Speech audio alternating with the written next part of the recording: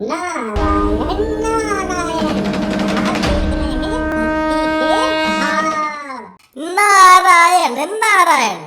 मैं हूँ आपका नटखट नारद और आज हम देवताओं के नाम जप का महत्व और उसमें कितनी शक्ति होती है यह भक्त प्रहलाद की कथा के माध्यम से जानने का प्रयास करेंगे। तो आप सब लोग तैयार हो? हाँ? तो जो भगवान का नाम जप करता है वह भगवान का भक्त हो जाता है और भगवान सदा अपने भक्तों की रक्षा करते हैं। हाँ, तो आज हम भगवान का अखंड नाम जप करने वाले ऐसे ही एक भक्त की कथा सुनाने वाले हैं जिसकी असीम भक्ति के कारण भगवान उसकी रक्षा के लिए स्वयं प्रकट हुए। तो आप सब भक्त प्रहलाद के विषय में तो जानते ही होंगे।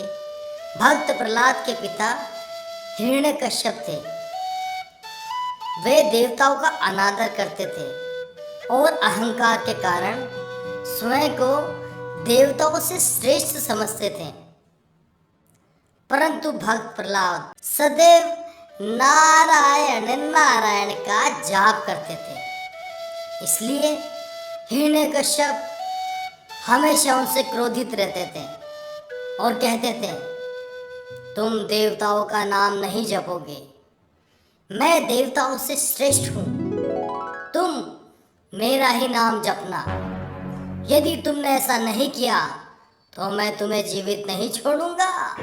तब भक्त प्रहलाद कहते हैं कि नारायण मेरे सर्वस्व है, मैं उनका जाप करना नहीं छोड़ूंगा।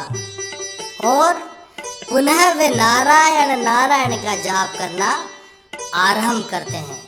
इसे देखकर हिरण्यकश्यप का क्रोध और भी बढ़ता चला गया और उन्होंने अब प्रहलाद को मार डालने का निश्चय किया।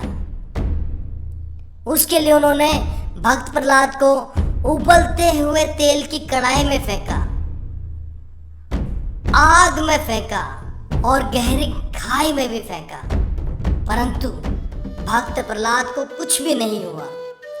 अपने पिता द्वारा इतने अत्याचार किए जाते समय भी वह अखंड रूप से नारायण नारायण का जाप करते रहे। ईश्वर का निरंतर नाम स्मरण करने से ही ईश्वर ने कठिन परिस्थितियों में उसकी रक्षा की।